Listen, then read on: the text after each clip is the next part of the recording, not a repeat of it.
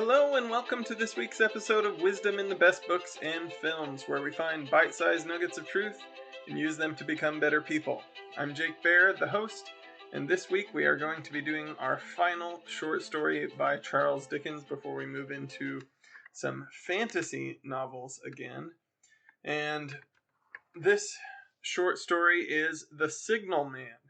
It's one of his most famous short stories, so you may have heard it already, but as I was reading it, I thought I would do it again because I'm sure there's several people that have not read it, and I really like this. It's a ghost story. I think it's one of his best ghost stories, and I think it actually has a good application for today. I didn't know this when I first read it, but Charles Dickens actually had almost gotten in a train accident pretty shortly before he wrote this short story. And the railroad was kind of the big technological marvel in his time. And so he sees the railroad as both a progress and a peril. It connects people, sped up the world, made it so that they could do things like go home for the holidays, visit family a lot more often. But it also created new problems. It put a lot of workers in positions with a lot of responsibility, with a lot of places where they might not have a ton of control. The railroads moved so fast for their thinking that in a lot of ways they couldn't keep up with them from a safety standpoint. And I actually think that this ties in really well to how we feel today about things like smartphones and AI and all the different social media and things that we have.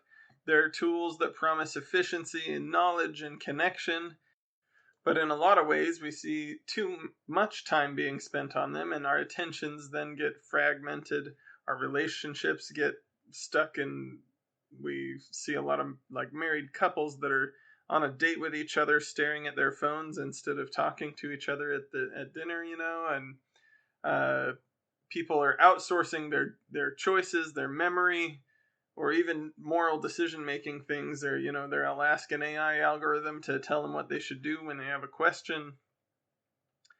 And so, as I read The Signal Man today, I want you to think about how this could apply to that. The Signal Man is going to feel haunted by the warnings, but not still quite understand how he can stop them. So we might get these alerts, we might get notifications, and we get predictions from AI, and we get all these things.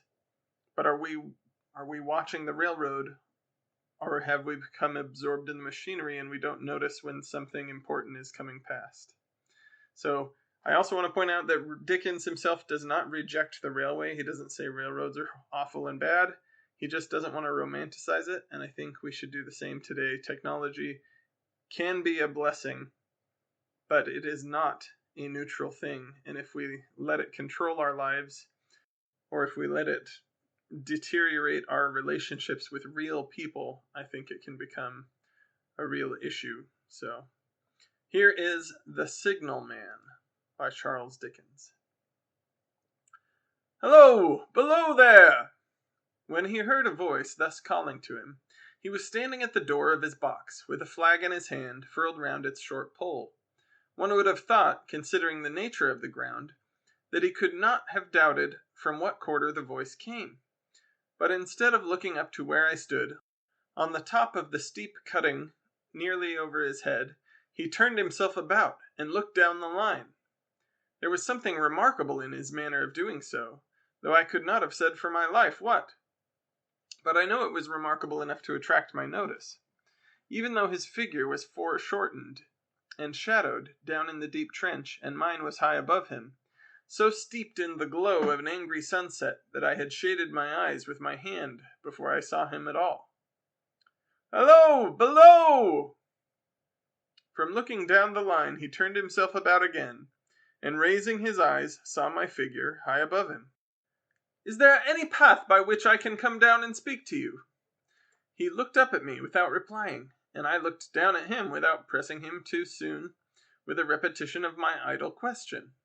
Just then there came a vague vibration in the earth and air, quickly changing into a violent pulsation, and an oncoming rush that caused me to start back. as though it had force to draw me down. When such vapor as rose from my height from this rapid train had passed me, and was skimming away over the landscape, I looked down again, and saw him refurling the flag he had shown while the train went by.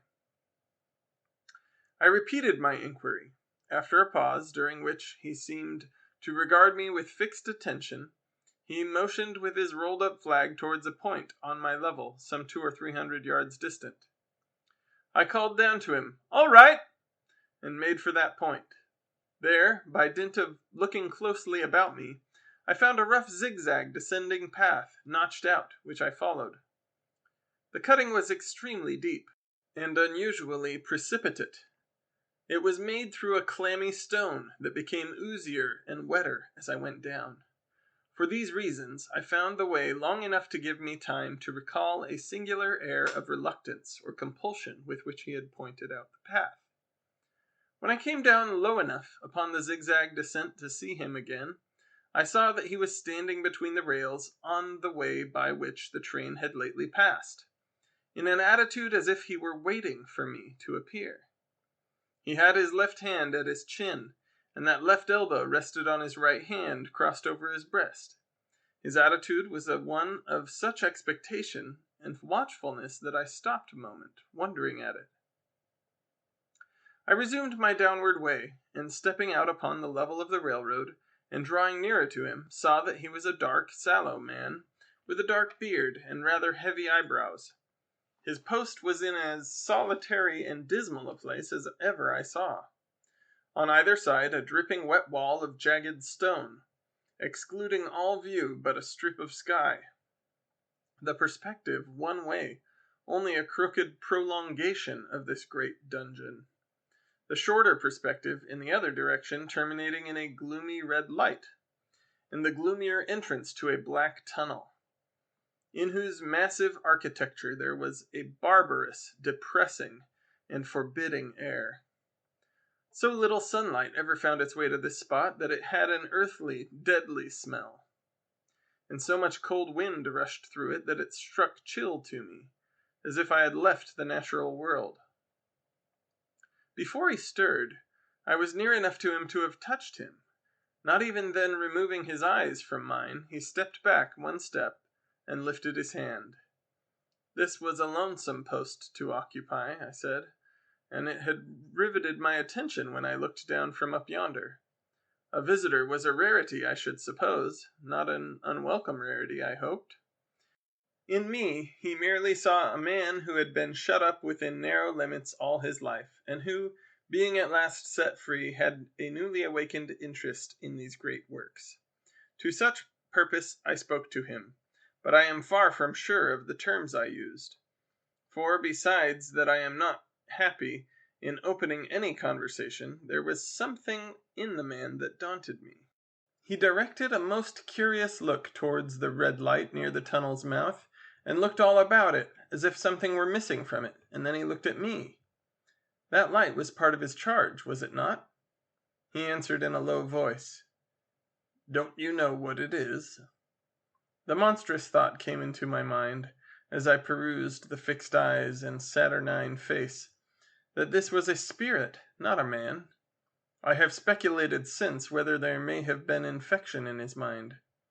In my turn I stepped back, but in making the action I detected in his eyes some latent fear of me. This put the monstrous thought to flight. "You look at me," I said, forcing a smile, "as if you had a dread of me." "I was doubtful," he returned, "whether I had seen you before." "Where?" He pointed to the red light he looked at. "There?" I said. Intently watchful of me, he replied, but without sound, "Yes." "My good fellow, what should I do there? However, be that as it may, I never was there, you may swear." "I think I may," he rejoined. "Yes, I am sure I may." His manner cleared, like my own. He replied to my remarks with readiness and in well-chosen words. Had he much to do there? Yes, that was to say, he had enough responsibility to bear, but exactness and watchfulness were what was required of him, and of actual work, manual labor, he had next to none. To change that signal, to trim those lights, and to turn this iron handle now and then, was all he had to do under that head. Regarding those many long and lonely hours of which I seemed to make so much, he could only say that the routine of his life had shaped itself into that form, and he had grown used to it. He had taught himself a language down here, if only to know it by sight, and to have formed his own crude ideas of its pronunciation could be called learning it. He had also worked at fractions and decimals, and tried a little algebra, but he was and had been as a boy a poor hand at figures. Was it necessary for him when on duty always to remain in that channel of damp air? And could he never rise into the sunshine between those high stone walls? Why, that depended upon times and circumstances. Under some conditions there would be less upon the line than under others, and the same held good as to certain hours of the day and night. In bright weather he did choose occasions for getting a little above these lower shadows, but being at all times liable to be called by his electric bell, and at such times listening for it with redoubled anxiety, the relief was less than I would suppose. He took me into his box, where there was a fire, a desk for an official book in which he had to make certain entries, a telegraphic instrument with its dial, face, and needles, and the little bell of which he had spoken. On my trusting that he would excuse the remark that he had been well educated, and I hoped I might say without offense, perhaps educated above that station, he observed that instances of slight incongruity in such wise would rarely be found wanting among large bodies of men, that he had heard it was so in workhouses, in the police force, even in the last desperate resource, the army, and that he knew it was so more or less in any great railway staff.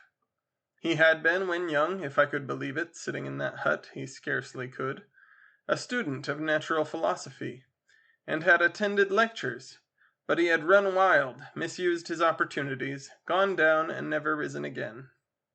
He had no complaint to offer about that. He had made his bed, and he lay upon it. It was far too late to make another. All that I have here condensed he said in a quiet manner, with his grave, dark regards divided between me and the fire. He threw in the word "sir" from time to time, and especially when he referred to his youth, as though to request me to understand that he claimed to be nothing but what I found him. He was several times interrupted by the little bell, and had to read off messages and send replies. Once he had to stand without the door and display a flag as a train passed, and make some verbal communication to the driver. In the discharge of his duties I observed him to be remarkably exact and vigilant, breaking off his discourse at a syllable and remaining silent until what he had to do was done. In a word, I should have set this man down as one of the safest men to be employed in that capacity, but for the circumstance that while he was speaking to me he twice broke off with a fallen color, turned his face toward the little bell when it did not ring, opened the door of the hut, which was kept shut to exclude the unhealthy damp, and looked out towards the red light near the mouth of the tunnel. On both of those occasions he came back to the fire with the inexplicable air upon him which I had remarked, without being able to define when we were so far asunder. Said I, when I rose to leave him, "You almost make me think that I have met with a contented man." I am afraid I must acknowledge that I said it to lead him on. "I believe I used to be so," he rejoined in the low voice in which he had first spoken. "But I am troubled, sir. I am troubled."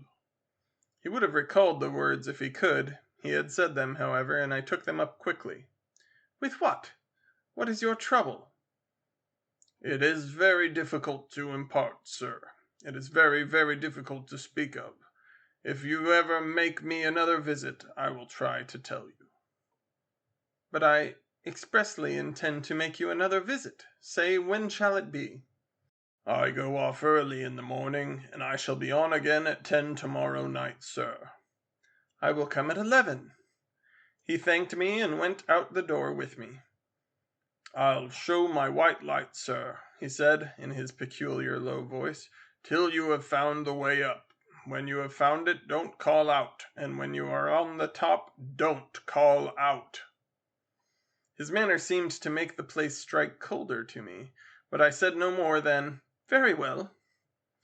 And when you come down tomorrow night, don't call out. Let me ask you a parting question. What made you cry, 'Hello, below there,' tonight?"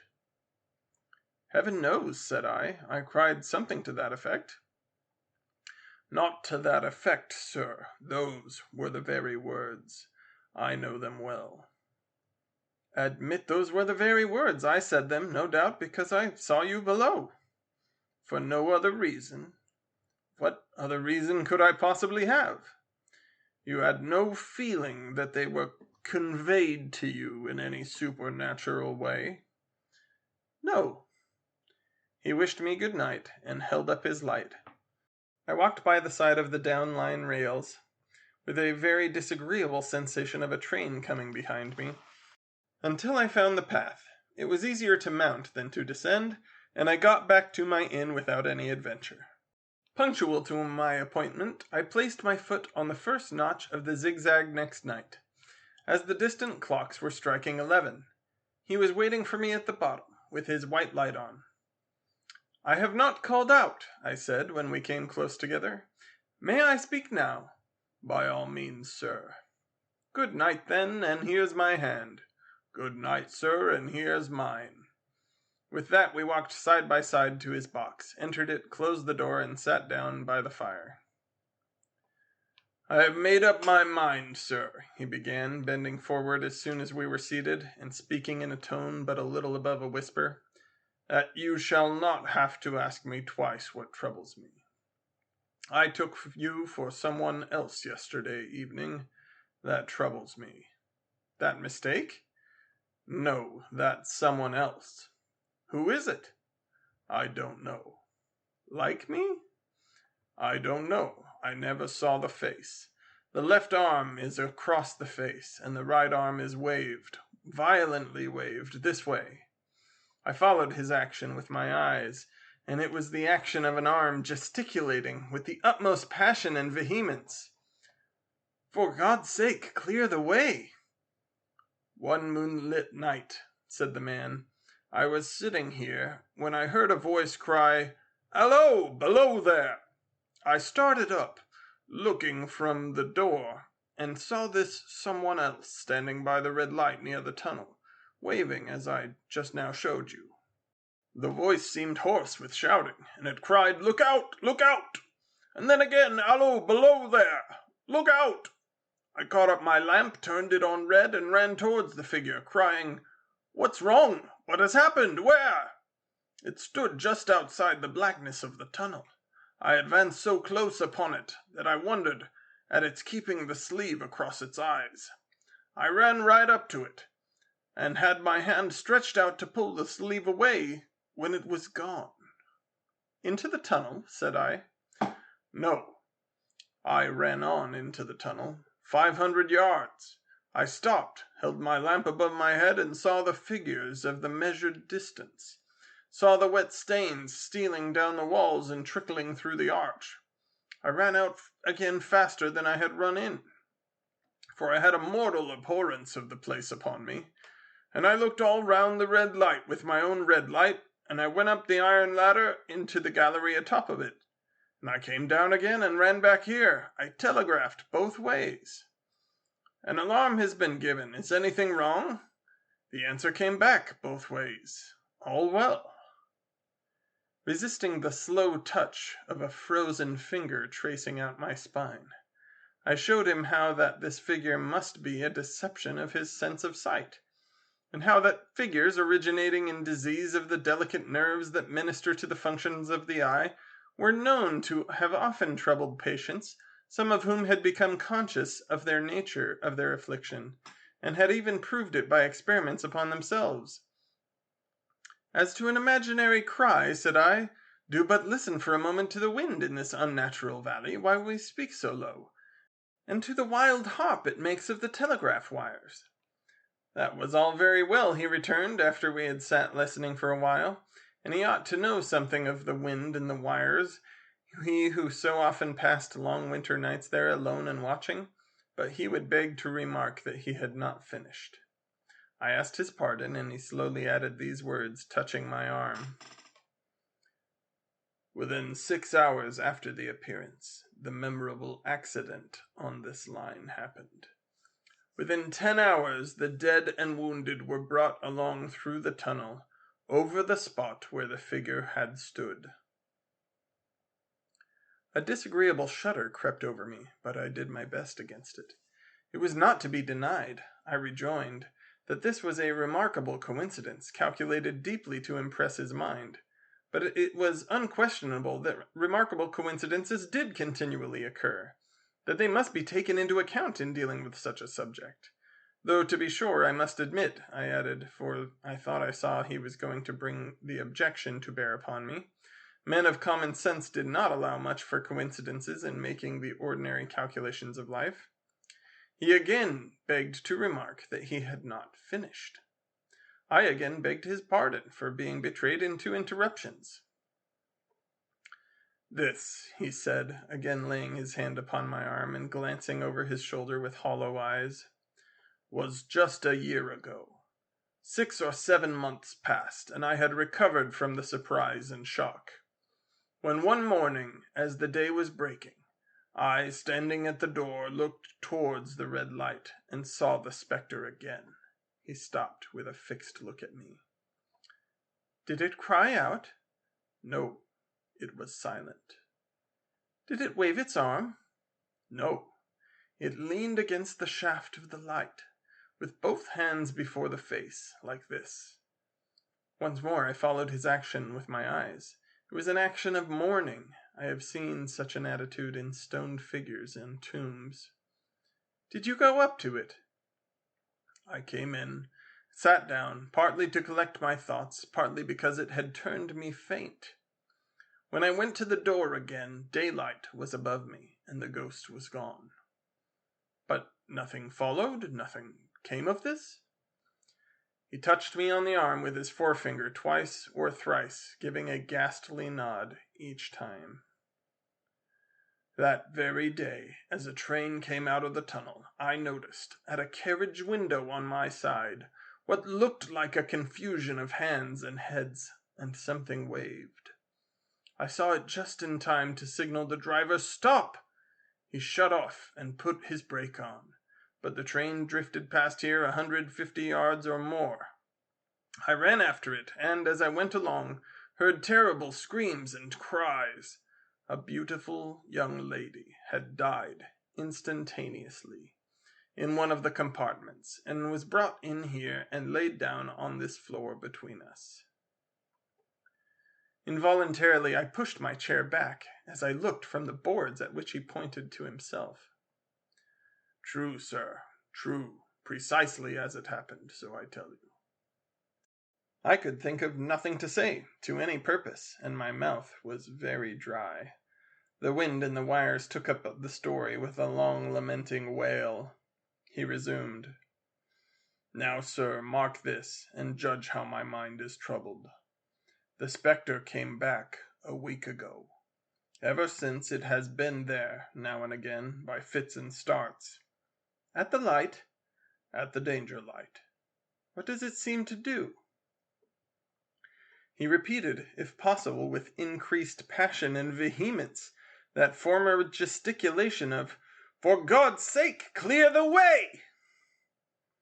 Then he went on, "I have no peace or rest for it. It calls to me, for many minutes together, in an agonized manner, 'Below there! Look out! Look out!'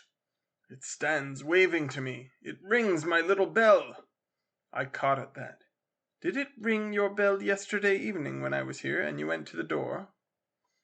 "Twice." "Why, see," said I, "how your imagination misleads you. My eyes were on the bell, and my ears were open to the bell, and if I am a living man, it did not ring at those times. No, nor at any other time, except when it was rung in the natural course of physical things by the station communicating with you." He shook his head. "I have never made a mistake as to that yet, sir. I have never confused the spectre's ring with the man's. The ghost's ring is a strange vibration in the bell that it derives from nothing else. And I have not asserted that the bell stirs to the eye. I don't wonder that you failed to hear it, but I heard it." "And did the spectre seem to be there when you looked out?" "It was there." "Both times?" he repeated firmly. "Both times." "Will you come to the door with me and look for it now?"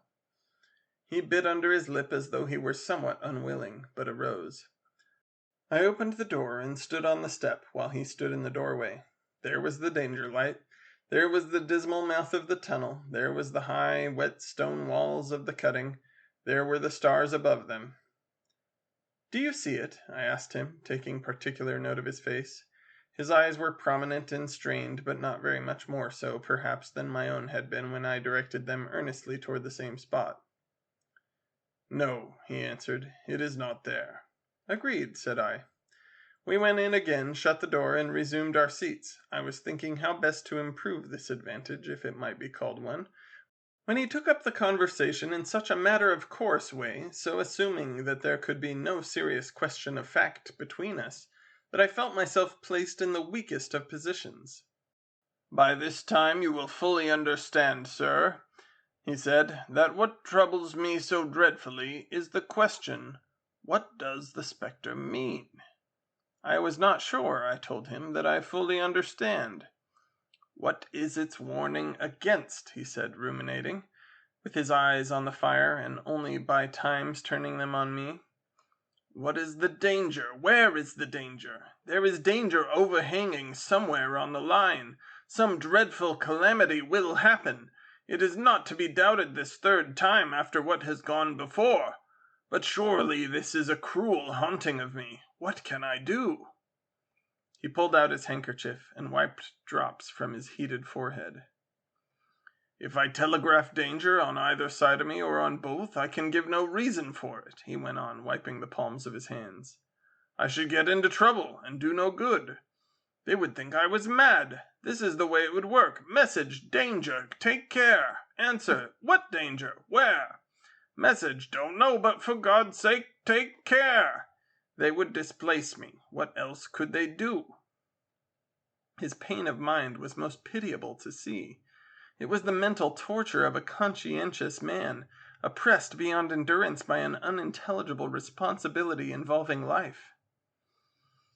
"When it first stood under the danger light," he went on, putting his dark hair back from his head, drawing his hands outward across and across his temples in an extremity of feverish distress, "why not tell me where the accident was to happen if it must happen? Why not tell me how it could be averted? If it could have been averted, when on its second coming it hid its face, why not tell me instead, 'She is going to die. Let them keep her at home'? If it came on those occasions only to show me that its warnings were true and so to prepare me for the third, why not warn me plainly now? And I, Lord help me, a mere poor signalman on this solitary station, why not go to somebody with credit to be believed and power to act?" When I saw him in this state, I saw that for the poor man's sake, as well as for the public safety, what I had to do for the time was to compose his mind. Therefore, setting aside all question of reality or unreality between us, I represented to him that whoever thoroughly discharged his duty must do well, and that at least it was his comfort that he understood his duty, though he did not understand these confounding appearances. In this effort I succeeded far better than in the attempt to reason him out of his conviction. He became calm, the occupations incidental to his post, as the night advanced, began making larger demands on his attention, and I left him at 2 in the morning. I had offered to stay through the night, but he would not hear of it. That I more than once looked back at the red light as I ascended the pathway, that I did not like the red light, and that I should have slept but poorly if my bed had been under it, I see no reason to conceal. Nor did I like the 2 sequences of the accident and the dead girl. I see no reason to conceal that either. But what ran most in my thoughts was the consideration how I ought to act, having become the recipient of this disclosure. I had proved the man to be intelligent, vigilant, painstaking, and exact. But how long might he remain so in his state of mind? Though in a subordinate position, still he held a most important trust. And would I, for instance, like to stake my own life on the chances of his continuing to execute it with precision? Unable to overcome a feeling that there would be something treacherous in my communicating what he had told me to his superiors in the company, without first being plain with himself and proposing a middle course to him, I ultimately resolved to offer to accompany him, otherwise keeping his secret for the present, to a wisest medical practitioner we could hear of in these parts, and to take his opinion. A change in his time of duty would come round next night, he had apprised me, and he would be off an hour or two after sunrise, and on again soon after sunset. I had appointed to return accordingly. Next evening was a lovely evening, and I walked out early to enjoy it. The sun was not yet quite down, when I traversed the field path near the top of the deep cutting. I would extend my walk for an hour, I said to myself, half an hour on and half an hour back, and it would be time to go to my signalman's box. Before pursuing my stroll, I stepped to the brink and mechanically looked down from the point from which I had first seen him. I cannot describe the thrill that seized upon me when, close at the mouth of the tunnel, I saw the appearance of a man, with his left sleeve across his eyes, passionately waving his right arm. The nameless horror that oppressed me passed in a moment, for in a moment I saw that this appearance of a man was a man indeed, and that there was a little group of other men standing at a short distance, to whom he seemed to be rehearsing the gesture he made. The danger light was not yet lighted. Against its shaft a little low hut, entirely new to me, had been made of some wooden supports and tarpaulin. It looked no bigger than a bed. With an irresistible sense that something was wrong, with a flashing self-reproachful fear that fatal mischief had come of my leaving the man there, and causing no one to be sent to overlook or correct what he did, I descended the notched path with all the speed I could make.